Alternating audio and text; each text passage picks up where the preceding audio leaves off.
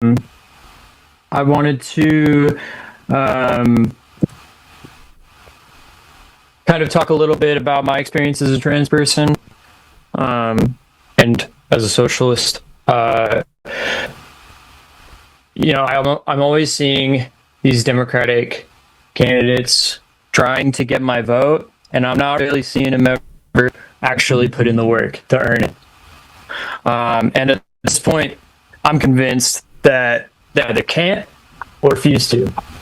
And as such, I've come to the conclusion that if we are going to be voting for people, obviously that's a personal decision. We're not going to tell you who not to vote, or whether or not you should vote.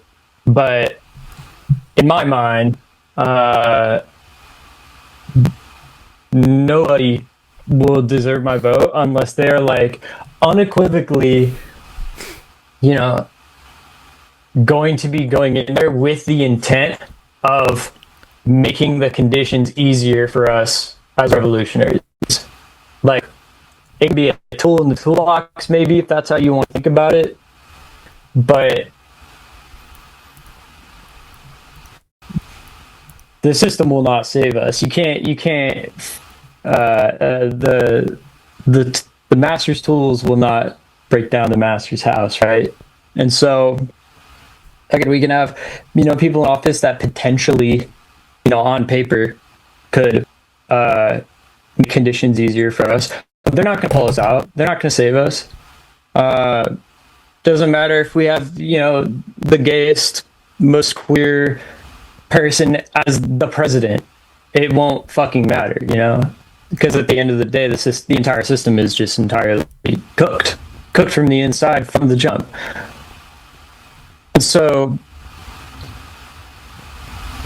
we can, again, vote for whoever, but at the end of the day, it's not something I'm going to be pushing for.